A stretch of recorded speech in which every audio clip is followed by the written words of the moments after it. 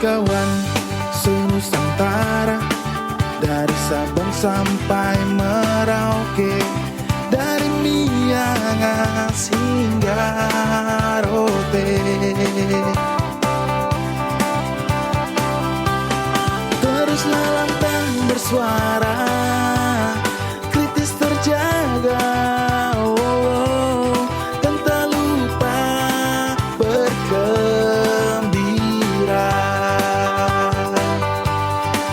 Bersama Baku Dapa Radioland,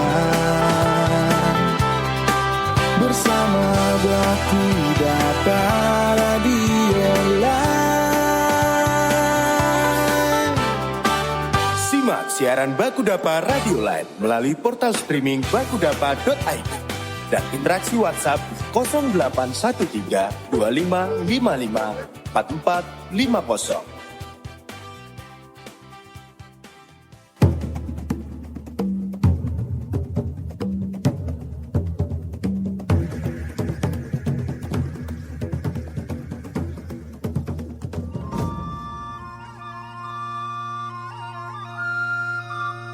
Halo, selamat sore kawan Dapa dimanapun kawan Dapa berada. Baku Dapa bertemu lagi dengan kawan ya, bersama saya di sini Ajeng Kesuma dalam talkshow Kita Bacarita. Kita bertemu setiap hari Kamis sore jam 16.00 waktu Indonesia bagian Barat, atau teman-teman kawan Dapa yang ada di bagian tengah ada di pukul 17.00, dan kawan Dapa yang ada di wilayah timur tentu saja maju 2 jam ya, ada di pukul 18.00. Kawan Dapa dimanapun kawan Dapa berada, kali ini kita akan bercerita tentang bagaimana gerakan masyarakat sipil ya, respon masyarakat sipil dalam menyikapi bencana ekologis. Kalau di minggu lalu kami menghadirkan Mas Aji dari Civic Engagement Alliance dari SHARE untuk bercerita tentang satu kanal pembelajaran dan informasi bersama yang dihadirkan oleh SHARE terkait dengan bagaimana SHARE merespon konteks konflik yang terjadi, terutama konflik berkaitan dengan sumber daya alam di berbagai regio.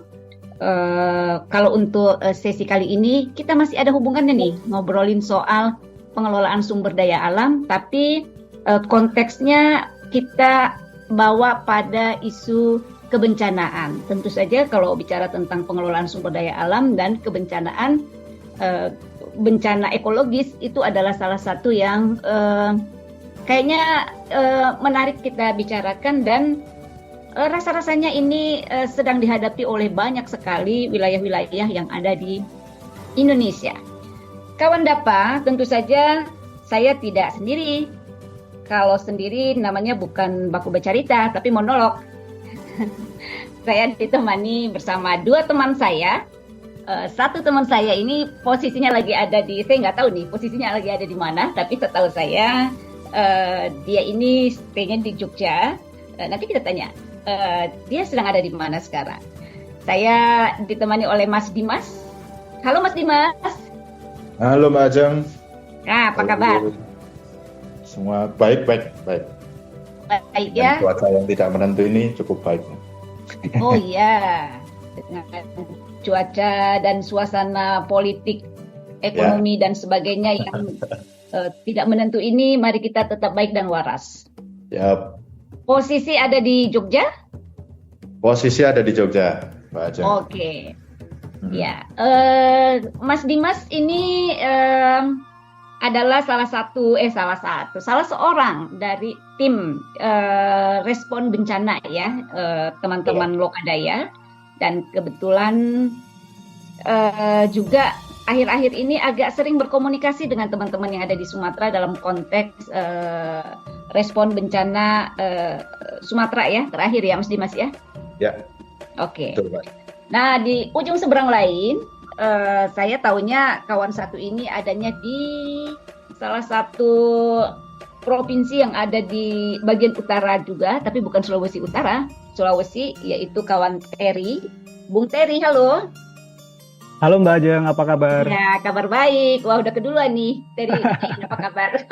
Iya. Bagaimana kabarnya Bung Terry? Baik Mbak Ajeng, terima kasih. Semoga baik semua ya, Mas Dimas, Mbak Ajeng. Ya, baik. Teman-teman kawan Dapa kita dimanapun berada, semoga juga dalam kondisi yang baik dan waras.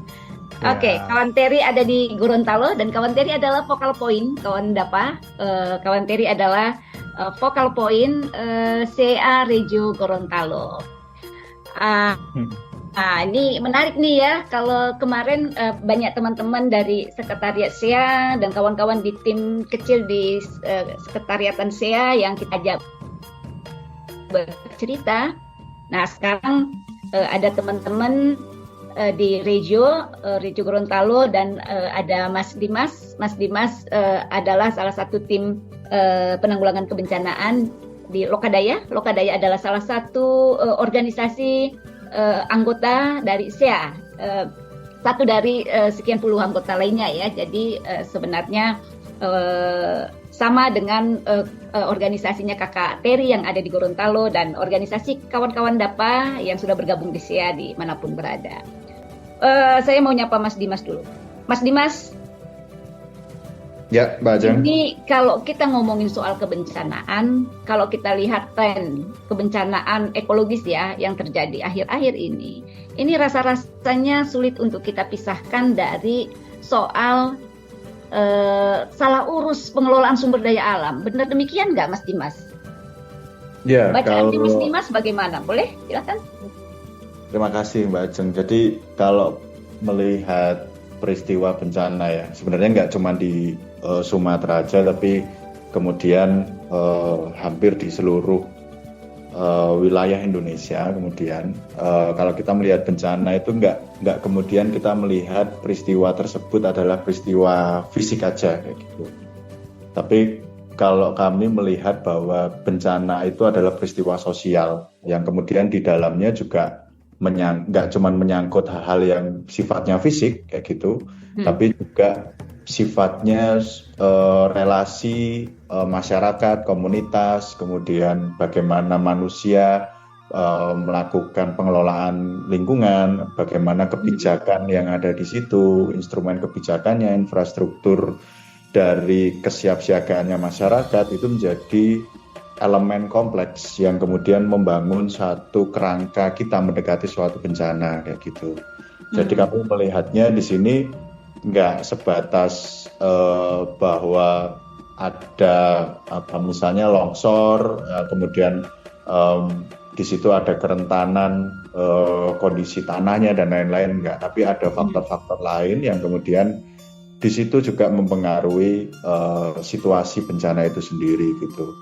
Jadi kita melihatnya sebenarnya dampaknya itu ke struktur masyarakat atau struktur sosial itu sendiri sebenarnya, dan kemudian tentu pengelolaan sumber daya alam itu sendiri. Kalau melihat di Sumatera misalnya yang ditemukan teman-teman, bagaimana kemudian gelondongan-gelondongan kayu, penebangan yang masif, kemudian ketika kami ke sana pun juga terkonfirmasi bahwa situasinya hari ini bukan cuman karena bukan karena curah hujan dan lain-lain, tapi kemudian ada faktor-faktor human atau tata kelola yang kemudian mengakibatkan dampaknya begitu masif di Sumatera kayak gitu, Mbak Ajeng.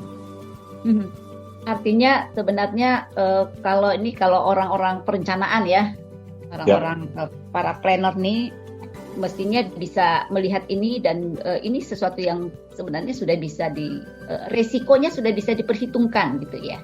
Ya betul. Sebenarnya kalau dari sisi perencanaan, kawan-kawan yang kemudian melakukan asesmen terhadap kondisi lingkungan itu harusnya sudah mengetahui gitu situasinya, kerentanannya, kemudian cuman kadang-kadang eskalasinya dipercepat karena faktor-faktor yang kemudian nggak menaati atau tata kelola yang kemudian tidak berpanduan pada daya dukung sama daya tampung lingkungan itu sendiri, Mbak Ajeng. Sebenarnya itu mempercepat prosesnya gitu.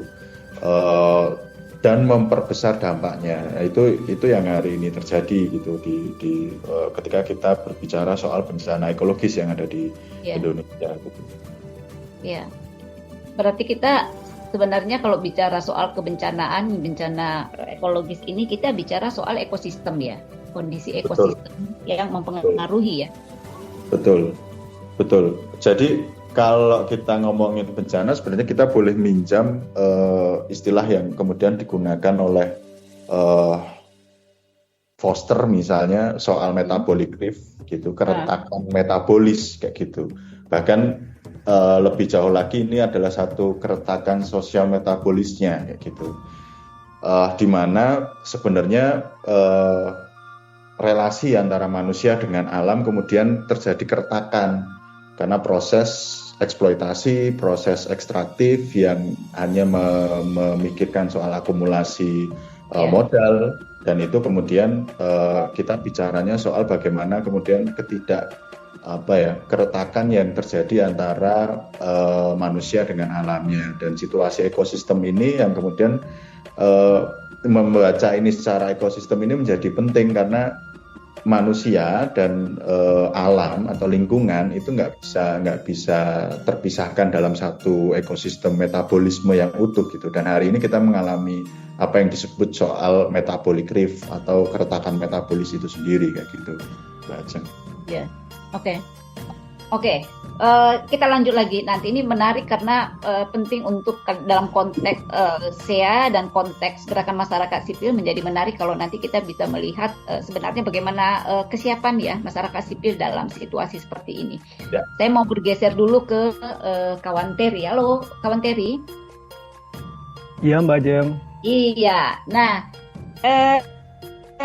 apa yang terjadi di Sumatera ini kan sesuatu yang sudah bisa dibaca ya pergeseran dan pergerakannya ya untuk beberapa wilayah yang ada di Indonesia. Kalau tadi yang disampaikan oleh kawan Dimas bahwa ini juga bicara tidak lepas dari bagaimana model-model perencanaan pembangunan kita gitu ya. Artinya kalau secara nasional gitu kan mestinya pendekatan yang sama juga berlaku nih gitu ya dalam konteks pengelolaan dan pendekatan pembangunan pada wilayah-wilayah lain. Kawan Terry bisa memberikan bacaan ya untuk konteks terutama untuk regio wilayah Gorontalo misalnya ya atau sekitarnya gitu. Apakah situasinya juga potensi-potensi ini juga mulai kelihatan? Ya Mbak Ajeng, kalau dalam konteks Gorontalo saya sepakat apa yang disampaikan Mas Dimas ya, bahwa bencana itu bukan hanya persoalan ekologi, tapi dia ketika disebut bencana ya karena dia kemudian berkaitan dengan aktivitas sosial. Ketika dia bersinggungan atau mengganggu aktivitas manusia, disitulah kemudian kita sebut bencana. Tapi kalau dia tidak mengganggu aktivitas manusia, ya tentu saja kita tidak akan menyebut dia bencana begitu ya. Nah di Gorontalo sendiri saya pikir apa yang terjadi di Sumatera itu juga berpeluang terjadi di beberapa tempat dengan corak produksi yang sama begitu dengan kecenderungan masifnya industri ekstraktif dan lain sebagainya. Nah di Gorontalo saya cuma ingin menggambarkan sedikit saja Mbak Ajeng tentang Gorontalo ya. Misalnya berkaitan dengan konteks tersebut di Gorontalo ini sampai tahun 2026 itu sampai bulan ini ya bulan Maret itu sudah ada 3 banjir besar yang terjadi di Provinsi Gorontalo. Nah, kalau kita bicara konteks penguasaan ruang misalnya di Gorontalo itu Mbak Ajeng ada 70 perusahaan dan badan usaha pertambangan emas dan batuan. Itu luas konsesinya sekitar 59.000 hektar, 5% dari luas wilayah provinsi. Terus ada 6 perusahaan perkebunan sawit. 5% dari luas provinsi. Luas wilayah provinsi, luas daratan ya Mbak Ajeng. Baru 6 perusahaan perkebunan sawit, itu 6% dari luas provinsi, 76 ribuan. Nah di yang baru itu di Provinsi Gorontalo ada 4 perusahaan HTE, hutan tanaman energi. Itu 8% dari luas wilayah provinsi Mbak Ajeng, 1.500 hektar. Nah di tahun 2006 itu ada 6 izin baru untuk konsesi HTE, hutan tanaman energi untuk biomasa ya, produksi wood pellet, itu 180 sampai 95 ribu hektar. Nah itu juga diperparah dengan corak pertanian monokultur Mbak Ajeng, yaitu jagung di Provinsi Gorontalo.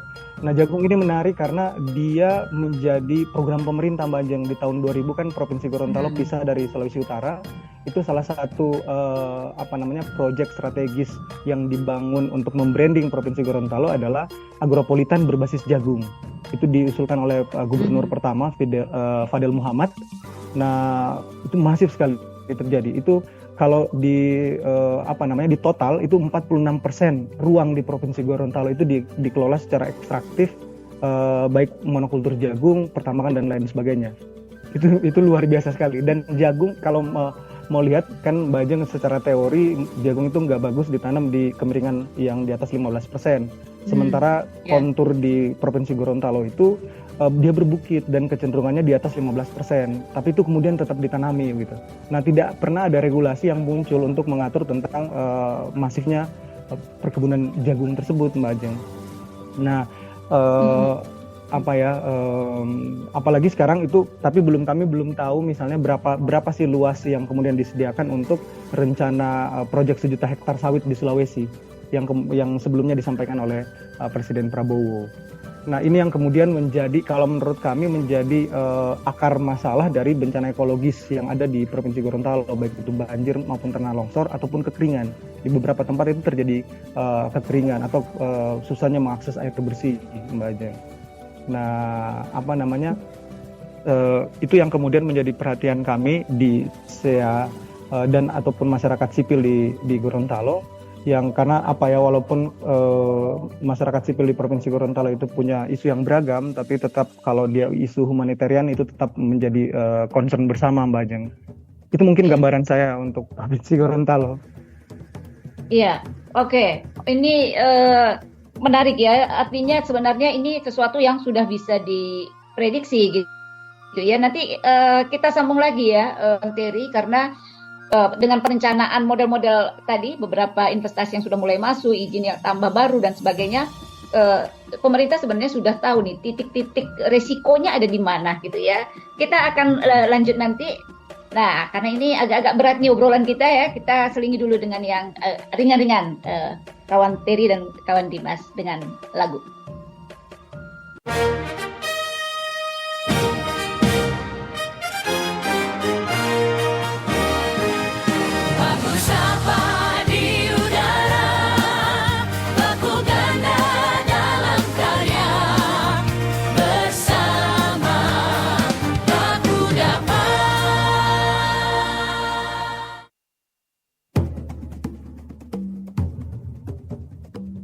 Oke, kawan Dapa, kita bertemu lagi melanjutkan kita baca cerita tadi setelah mendengarkan lagu yang sepertinya sudah cukup lawas ya lagunya ya. Mungkin saya kalau ngasih tahu penyanyi awalnya ketahuan umur saya nanti ya.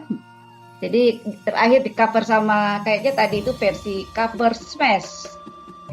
Supaya kelihatan agak-agak kekinian lah, meskipun Smash sebenarnya sudah agak-agak lama juga ya mereka. Oke, Bung Terry, halo kawan Terry. Ya Mbak Ajeng. Nah, kita lanjutkan lagi ya obrolan tadi ya. Sip Mbak. Iya, nah tadi kalau yang disampaikan Bung Terry kan dari model pembangunan yang sekarang menjadi pilihan ya, termasuk juga bagaimana izin-izin baru yang mulai muncul di Gorontalo yang sebenarnya mulai mengarah kepada pengalihfungsian beberapa lahan-lahan ya, yang sebenarnya ini adalah lahan-lahan ruang hidup masyarakat gitu ya, luang produktif untuk penghijauan dan sebagainya, termasuk untuk cadangan air dan sebagainya, kemudian beralih menjadi kawasan yang ini secara tata kelola berpotensi akan munculnya banyak sekali risiko-risiko kebencanaan. Artinya titik-titik risiko bencana itu sudah mulai bisa terbaca dong. Iya Mbak, sebenarnya kalau mau lihat di dokumen pemerintah misalnya, itu sebenarnya sudah ada beberapa peta tematik yang mereka buat tentang kerawanan bencana. Walaupun memang yang pertama itu agak susah diakses, yang kedua memang tidak diupdate. Nah, saya kemarin di Regio Gorontalo itu bersama dengan Wali Gorontalo itu dapat pendanaan dari Penabulu, itu sempat melakukan diklat untuk tanggap bencana dan kemudian mencoba untuk menyusun dokumen kontingensi, Mbak Ajeng. Tapi memang fokus di 2 desa di sekitaran Danau Limboto. Nah, berkaitan dengan yang ditanyakan tadi Mbak Ajeng, sebenarnya itu ya untuk di Provinsi Gorontalo sebenarnya mitigasinya juga sudah dilakukan oleh pemerintah dan juga didukung oleh beberapa gerakan masyarakat sipil ya secara organisatoris. Tapi memang kalau dari saya itu melihat masih belum ada sinkronisasi atau kerjasama yang baik lah begitu Mbak Ajeng dalam menanggulangi atau paling tidak upaya mitigasi dan adaptasi untuk bencana ekologis di Provinsi Gorontalo. Antara pemerintah dengan gerakan masyarakat sipil. Ya, tapi saya sebelum lanjut Mbak Ajeng, yang saya sebutkan tadi memang di Provinsi Gorontalo itu menarik Mbak Ajeng, karena kalau membaca laporan-laporan kolonial, misalnya ada buku bagus oleh David Henley itu Food Fertility and Fever, itu sudah menyebutkan bahwa di tahun 1600 itu sudah terjadi banjir dan sering sekali terjadi banjir di Provinsi Gorontalo. Dan pembukaan lahan itu sudah mulai dilakukan di awal-awal tahun 1700. Saya pikir ini masalahnya serupa dengan Jakarta kayaknya Mbak Ajeng ya. Bahwa daerah tersebut rawan bencana tapi kemudian tetap dipaksa untuk menanggung mode produksi yang ekstraktif begitu, dan akhirnya pada dasarnya dia mempercepat dampak atau kerusakan ekologis begitu Mbak Ajeng. Oke. Wah, itu secara ekologi sebenarnya alam kita juga sedang berada pada titik kejenuhan berarti ya, dengan dari masa ke masa itu tumpukan persoalan terkait dengan tata kelola sumber daya alam yang salah urus ini yang kemudian membuat semakin besarnya potensi-potensi kebencanaan ini gitu ya. Iya. Saya mau sapa lagi Bung Dimas. Halo Mas Dimas. Ya, Mbak Ajeng. Iya. Nah, ini salah satu yang menarik juga untuk kita obrolin ya, kalau dalam konteks SEA adalah bagaimana masyarakat sipil ini kemudian menjadi satu kekuatan ya, penopang di dalam merespon. Ini kayaknya masyarakat sipil menjadi apapun akhirnya direspon ya.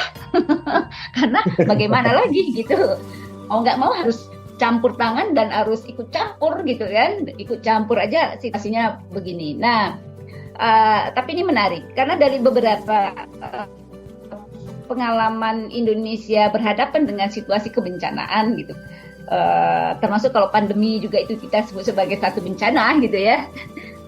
Sebenarnya masyarakat sipil kita ini luar biasa kesiagaannya di dalam merespon itu gitu ya. Entah karena memang dilibatkan atau karena memang situasi kepepet membuat mau nggak mau masyarakat memang harus mengambil peran-perannya gitu, karena ini soal hidup. Nah, Mas Dimas, bagaimana kemudian melihat nih kalau belajar ya kita belajar dari beberapa pengalaman termasuk yang terakhir di Sumatera. Kita lihat bagaimana Sumatera sempat lumpuh lama sekali, beberapa sampai saya nggak tahu situasinya sekarang seperti apa, tapi beberapa institusi-institusi kan sebenarnya tidak banyak yang bergerak ya, institusi kita. Tetapi kita lihat bagaimana masyarakat kemudian ambil peran di situ. Nah, dalam konteks kebencanaan ini Mas Dimas kemudian bagaimana melihat dinamika gerakan masyarakat ya gitu ya dalam merespon situasi ini? Ya, yang menarik sebenarnya dari peristiwa di Sumatera itu justru malah ketika kemudian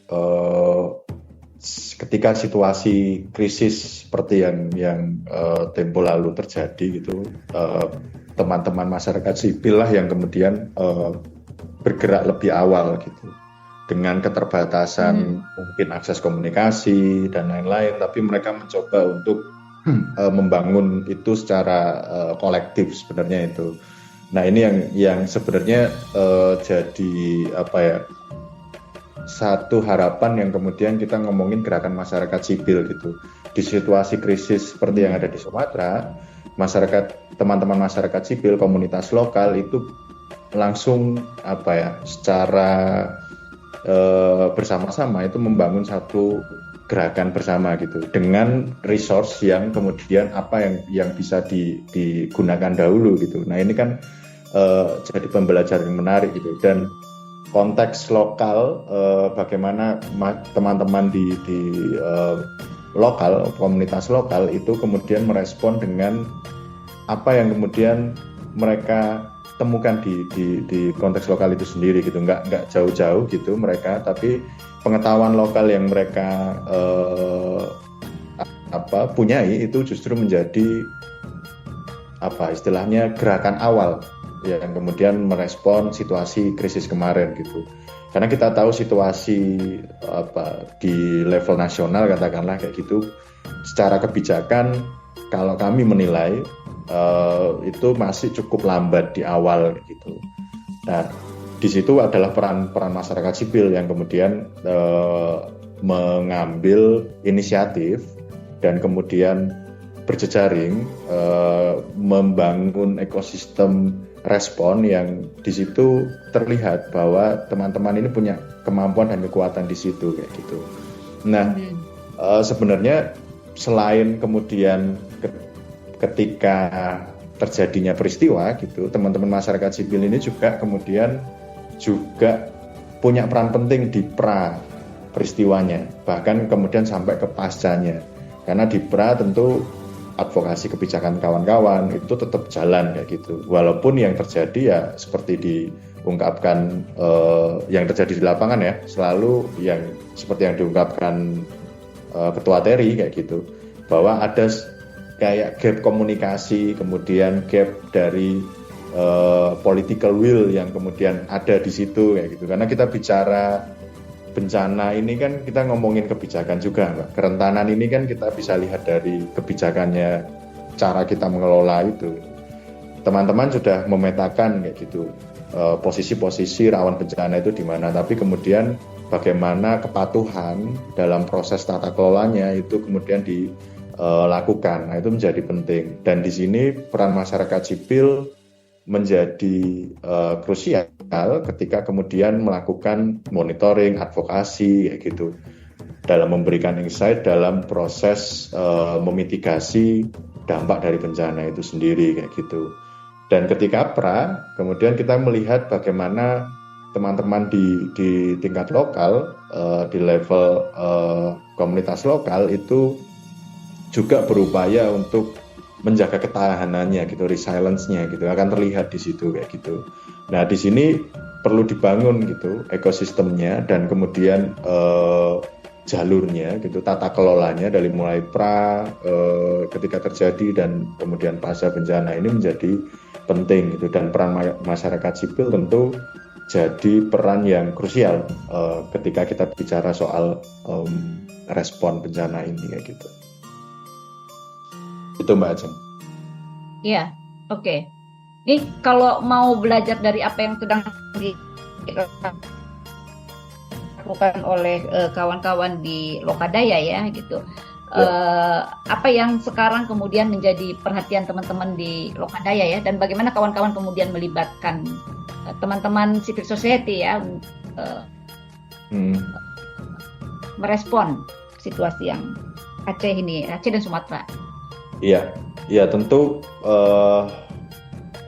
kami nggak akan bisa bergerak tanpa kemudian teman-teman Lokadaya nggak akan bisa bergerak tanpa kemudian kita dapat support dari kawan-kawan yang ada di lapangan gitu, di lokasi kayak gitu. Karena yang perlu disadari adalah yang tahu situasinya, yang tahu konteksnya, yang tahu budayanya, kulturnya itu teman-teman lokal kayak gitu, teman-teman yang ada di lapangan. Jadi tentu ketika kami melakukan respon, kami berupaya seoptimal mungkin ini menjadi respon bersama, respon yang kemudian membentuk satu ekosistem, Mbak. Jadi nggak cuman kita bicaranya di level nasional aja, tapi kemudian bagaimana kemudian saling berdialektika dalam prosesnya kayak gitu. Teman-teman lokal kemudian menjadi garda terdepannya dalam proses ini kayak gitu. Semua kemudian misalnya ketika kita menentukan kebutuhan yang muncul di peristiwa ini, sebisa mungkin kebutuhan itu muncul dari teman-teman yang ada di lapangan gitu. Dan konteks yang menarik itu sebenarnya bagaimana kemudian urgensi atau menentukan suatu kebutuhan yang mendesak itu sesuai dengan konteks yang ada di lapangan gitu. Barangkali kita perspektif teman-teman di Lokadaya itu bukan suatu yang urgensi kayak gitu, tapi teman-teman lokal menganggap karena ada situasi yang sangat khas di sana kayak gitu, jadi itu sesuatu yang kemudian urgent. Nah, hal-hal pembelajaran seperti ini yang kemudian kita coba untuk masukkan dalam proses-proses kita dalam merespon kayak gitu. Oke, ya. Nanti kita ingin dengar juga ya bagaimana kawan-kawan di Lokadaya kemudian memetik ya banyak pembelajaran dari bagaimana menangani kebencanaan yang terjadi di Sumatera dan apa yang kemudian nanti bisa di-share dan dikembangkan buat teman-teman di wilayah lain gitu ya untuk merespon situasi-situasi yang sebenarnya ini hampir sama ya, pola-pola pembangunannya kan hampir sama ya, pola-pola risiko kebencanaannya mungkin bisa kebaca meskipun konteks kewilayahannya berbeda. Kita akan masuk nanti ke sana. Saya mau ke kawan Terry dulu ya.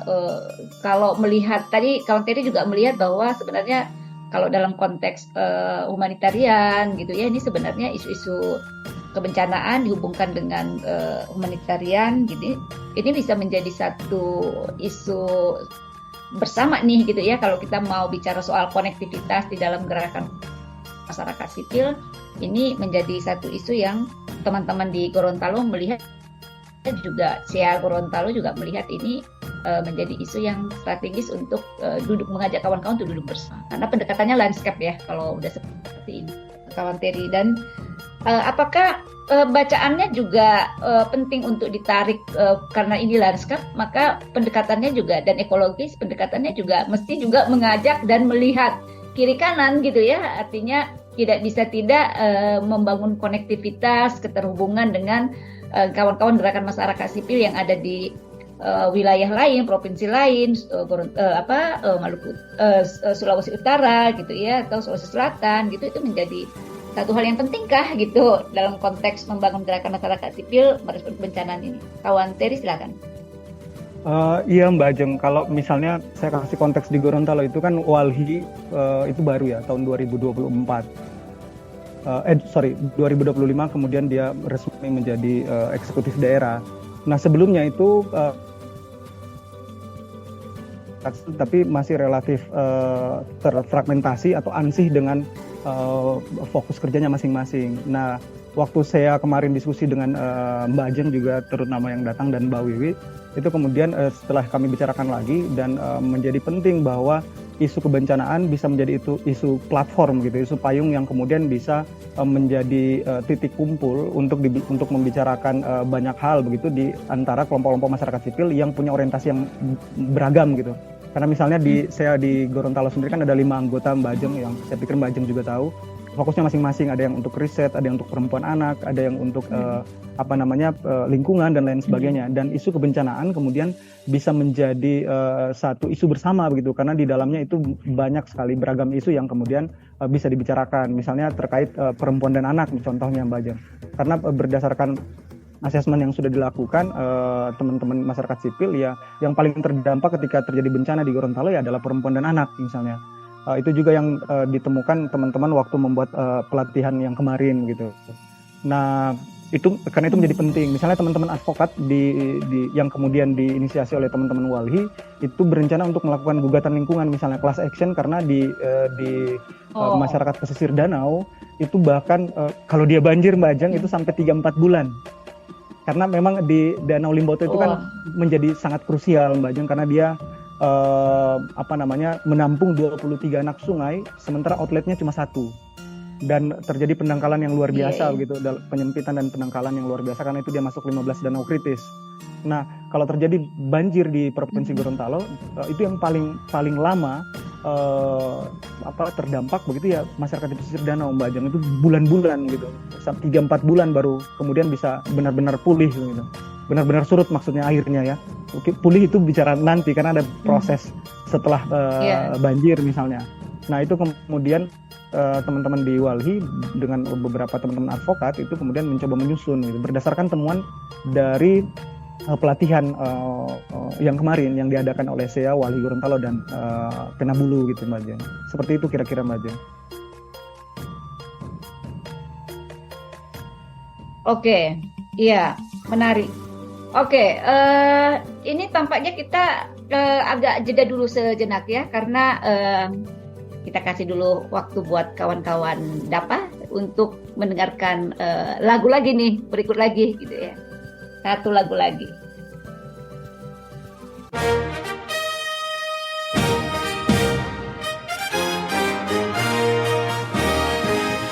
Baku sapa di udara, baku ganda dalam karya, bersama baku dapat. Oke, kawan DAPA. Kata tulus di bawah basah langit abu-abu, kau di mana? Kau di mana, Mas Dimas dan kawan Terry, masih adakah di sana? Hadir, Mbak. masih.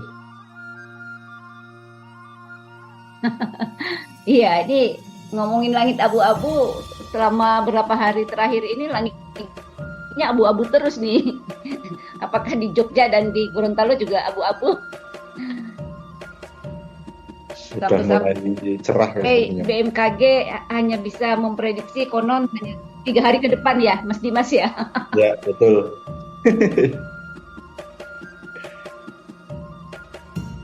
Tapi seperti yang eh, eh, kawan Dimas dan kawan Teddy sampaikan tadi, apalagi kalau bencana ekologis yang disebabkan oleh tata kelola sumber daya alam kita. Nah, saya mau kembali ke Bung Dimas, kawan Dimas. Ya, tadi karena teman Dimas, kawan Dimas tadi sudah banyak cerita ya bagaimana soal konteks kebencanaan yang terjadi gitu ya di Indonesia dan terutama akhir-akhir ini, dan yang terakhir adalah situasi kebencanaan terjadi di Jepara. Kawan Dimas juga cukup intens ya menemani teman-teman bersama dengan Lokadaya, ngambil peran-peran juga bersama dengan masyarakat sipil lainnya gitu. Tentu ada banyak sekali pembelajaran yang bisa bagaimana respon kebencanaan dari berbagai pendekatan. Nah, bolehkah Bung Dimas mengambil beberapa hal yang menarik ya, bisa jadi bahan belajar kita bersama. Jadi bolehlah kawan DAPA dimanapun berada mengambil pembelajaran dari apa yang sudah dilakukan teman-teman selama berproses ya, menemani kawan-kawan masyarakat sipil lainnya merespon kebencanaan yang di Sumatera ini. Apa sih yang kira-kira penting ya, peran-peran penting dan apa yang perlu dilakukan gitu dalam konteks gerakan masyarakat sipil menyikapi situasi kebencanaan ini?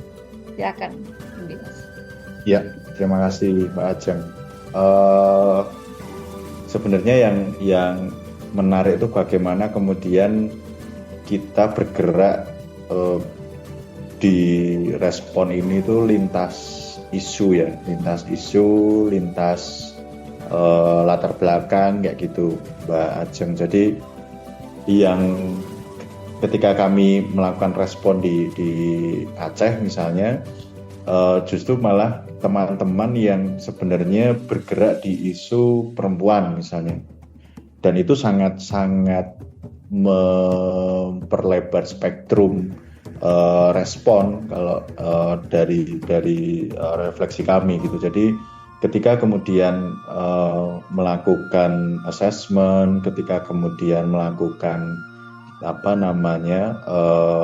intervensi di satu wilayah, itu spektrumnya jadi lebih luas gitu, nggak cuman kebutuhan mendasar, tapi di sana ada irisan soal bagaimana hak-hak perempuan, hak-hak anak itu juga terakomodir kayak gitu. Jadi saya justru membayangkan bahwa ketika kita melihat suatu peristiwa, suatu bencana dan kemudian melakukan respon, spektrum soal isu ini jadi penting gitu.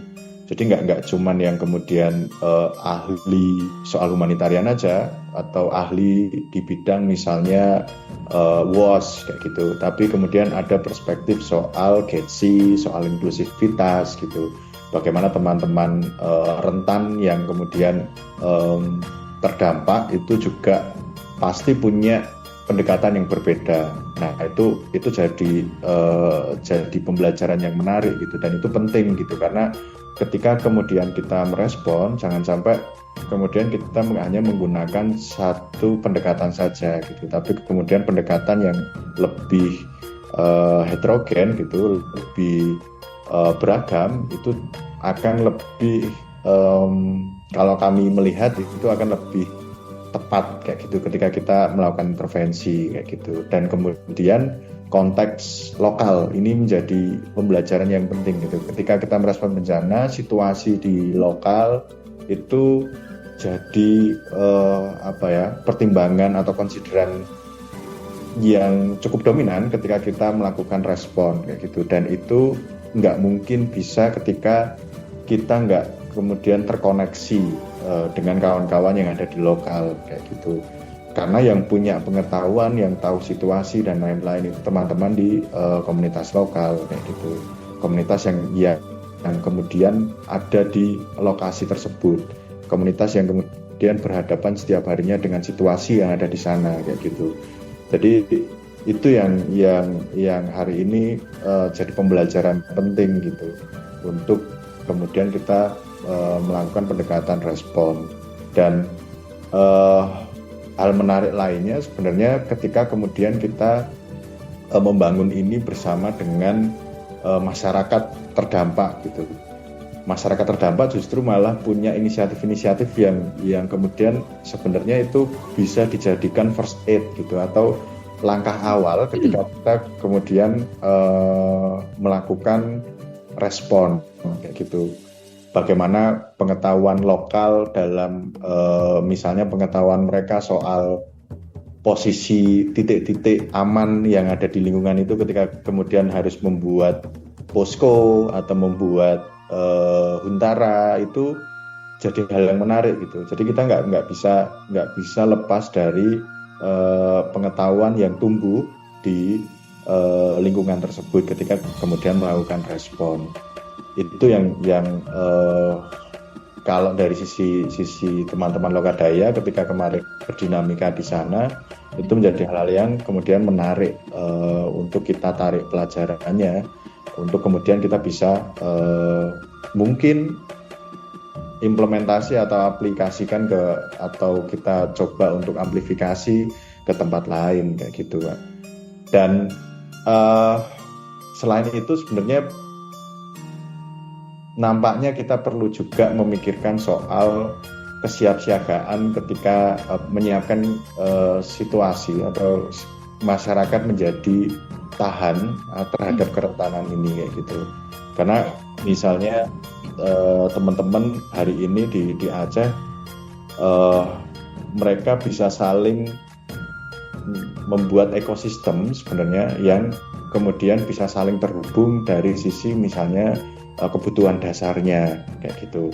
Nah itu kami merasa bahwa itu penting untuk dilakukan situasi kayak gitu. Bagaimana membangun ketahanan dan kekuatan lokal yang ketika terjadi peristiwa itu menjadi lebih siap gitu komunitasnya gitu, baik secara ekosistem kebutuhan dasarnya maupun kemudian mereka pulih dari situasi bencana itu sendiri kayak gitu, Mbak Ajeng.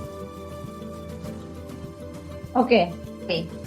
Ini bisa jadi momentum sebenarnya ya untuk mari kita bertemu lagi gitu ya. Kan kalau bicara soal gerakan masyarakat sipil spektrumnya bisa sangat luas, Bung Dimas gitu ya. Jadi tidak bisa gitu ya klaim bahwa masyarakat sipil itu hanya didominasi oleh LSM, NGO gitu. Tapi kalau kita bisa lihat dalam situasi kemasyarakatan gitu ya, justru sering sekali yang banyak di garda depan mengambil peran-peran emergency, sifatnya ya kelompok-kelompok masyarakat yang mereka tidak berbadan hukum, tidak dalam bentuk organisasi formal, tapi mereka bisa mengambil peran-peran penting gitu ya, yang sifatnya emergency.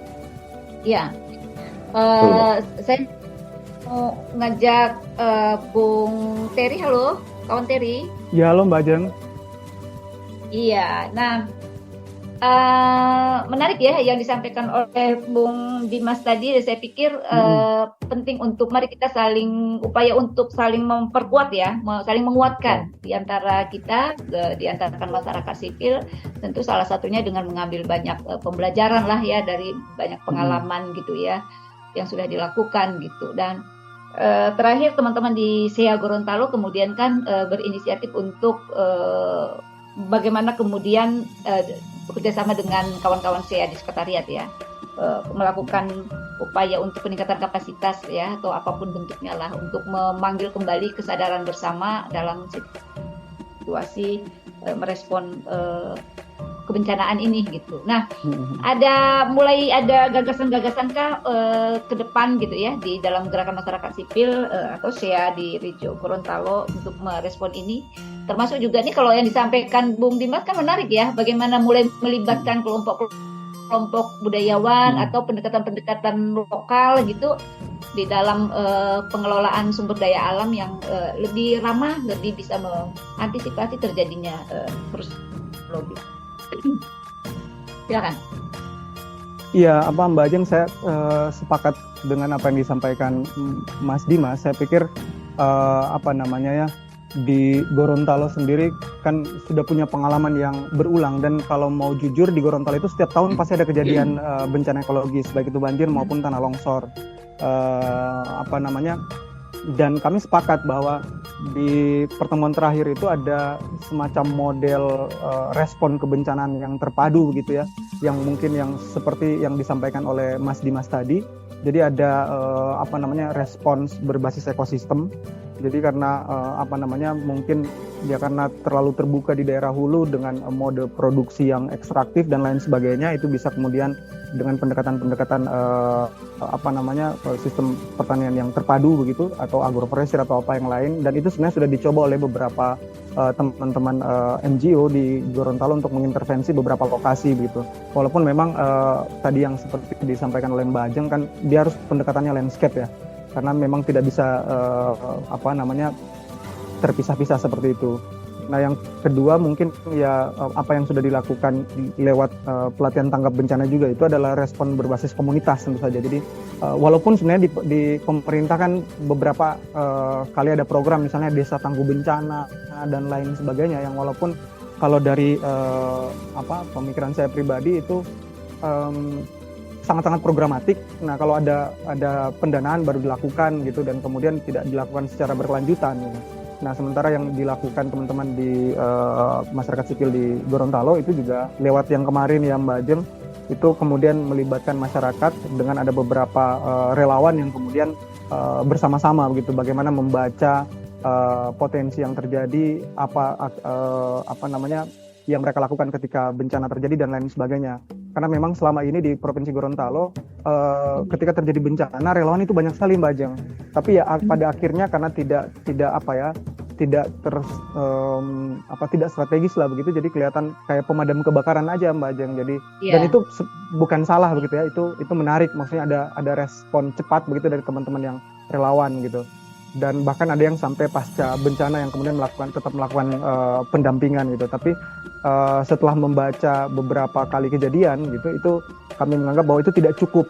Harus ada yang seperti yang sampaikan Mas Dimas, yang bahwa bagaimana kemudian bersama-sama dengan masyarakat terdampak, kemudian untuk lebih menggali lagi misalnya apa yang sudah pernah dilakukan gitu. Nah, ini juga menjadi menarik sebenarnya Mbak Ajeng, kalau kan seperti yang saya sampaikan sebelumnya bahwa yang walaupun hampir merata ya kalau di Provinsi Gorontalo itu banjir, tapi yang paling parah itu di daerah sekitaran danau.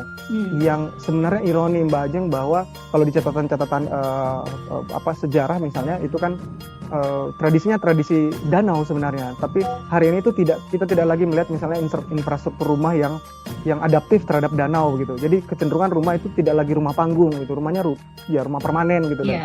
Dan itu kalau menurut kami ada pergeseran di kecerdasan ekologis masyarakat di sekitar danau gitu. Dan kami belum tahu apa yang kemudian menyebabkan hal itu terjadi misalnya. Tapi kami menduga ya tentu saja adalah ya ketimpangan ruang misalnya. Jadi mau tidak mau masyarakat kemudian harus berpindah atau bergeser ke tempat yang tidak diokupasi oleh industri misalnya atau perusahaan-perusahaan misalnya ya begitu Mbak Ajeng. Dan yang ketiga tentu saja ya itu respon terpadu antar lembaga gitu. Karena lembaga yang saya maksud tentu saja kita tidak bisa menafikan ada peran dari pemerintah misalnya ya, karena mereka punya beberapa infrastruktur pendukung dan lain sebagainya yang sebenarnya sudah dijalankan gitu. Yang walaupun masih kalau kami melihat tidak maksimal dijalankan gitu. Ketika terjadi bencana ya masih juga kelabakan gitu dalam merespon bencana, walaupun mereka punya infrastruktur, punya sumber daya yang ada begitu dibandingkan dengan masyarakat sipil kan kemudian mulai patungan dan kemudian meminta solidaritas dari mana saja begitu untuk kemudian bisa terjun ke lapangan begitu. Nah, saya pikir itu dari pelajaran yang kami ambil dari beberapa tahun ya. Saya sebenarnya Mbak Ajeng ini ya, saya bukan dari Gorontalo, saya dari Manado, nanti 2012 baru saya menetap di Gorontalo dan ya sejak 2012 ya itu saya bilang tadi bahwa setiap tahun itu pasti terjadi bencana ya di Gorontalo dan upaya yang dilakukan ya tetap kemudian merespon bencana, tapi ya pada dasarnya itu yang seperti saya bilang tadi bahwa sepertinya respon pemadam kebakaran Mbak Ajeng, dan saya pikir itu kemudian harus di-upgrade lah paling tidak. Mungkin itu dari saya Mbak Ajeng. Iya.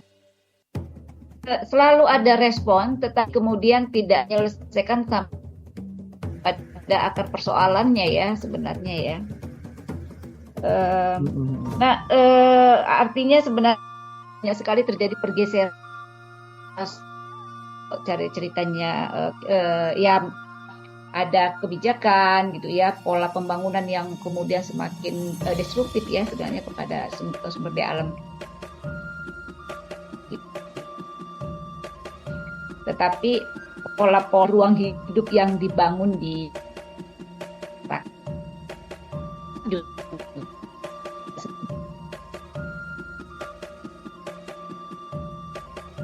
juga terjadi pergeseran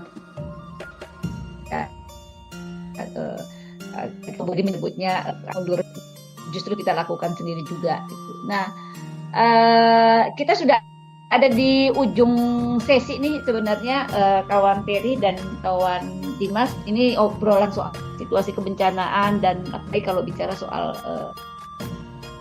kerusakan ekologis kita ini panjang sekali nih, kita masih bisa sambung menyambung nanti. Untuk sementara kita akan tutup dulu. Adakah yang sebagai closing statement ya, yang bisa ingin disampaikan kepada kawan-kawan, terutama kawan-kawan DAPA yang ada di berbagai. Mas Dimas dulu, silakan. Ya, aku merasa ini momentum yang menarik untuk kita satu refleksi soal gerakan kita hari ini, dan kedua ini menjadi trigger ya, pemicu untuk kita kemudian semakin erat gitu, semakin kolaboratif dalam merespon, karena situasi hari ini nggak bisa kita hadapi sendiri-sendiri, kita harus bersatu kayak gitu, harus saling menguatkan seperti yang tadi Mbak Ajeng katakan untuk menghadapi situasi baik secara ekologis, bencana ekologis hari ini, kerentanan kita hari ini, dan situasi politik kita yang semakin nggak karu-karuan ini Mbak Ajeng gitu. Oke. Terima kasih kawan Dimas. Kawan Terry silakan.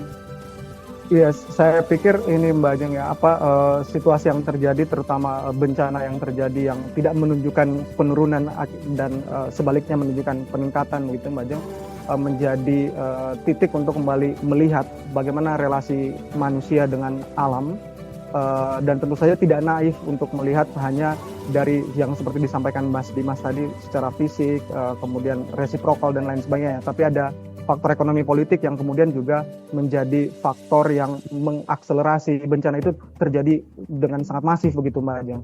Dan ini harus menjadi concern kita bersama yang tentu saja tidak kalah penting dengan respon bencana itu sendiri. Mungkin itu dari saya Mbak Ajeng. Oke, baik. Terima kasih kawan Terry. Terima kasih.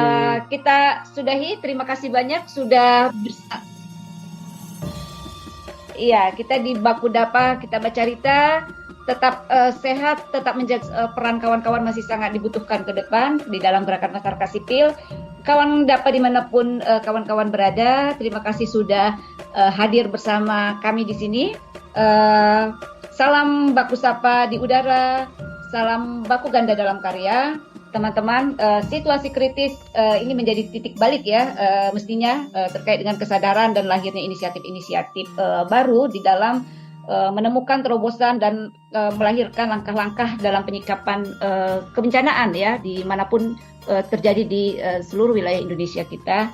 Pengennya sih tidak terjadi gitu ya, tapi pada saat situasi seperti itu sering sekali gerakan masyarakat sipil, terutama komunitas yang ada di wilayah itu sering sekali menjadi kelompok-kelompok yang sangat berperan ya, dan menjadi modalitas bangsa ini ke depan. Tetap sehat, tetap waras. Kita bertemu lagi di dalam sesi kita bercerita di Kamis-Kamis mendatang. Terima kasih, selamat datang. Terima kasih.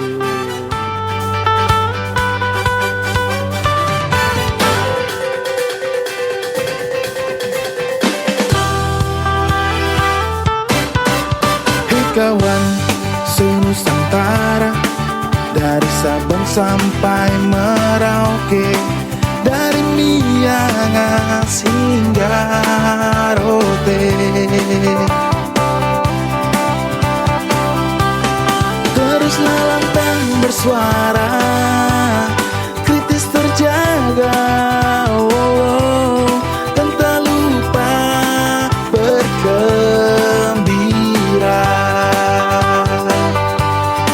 Bersama Baku Dapa Radio Line, bersama Baku Dapa Radio Line.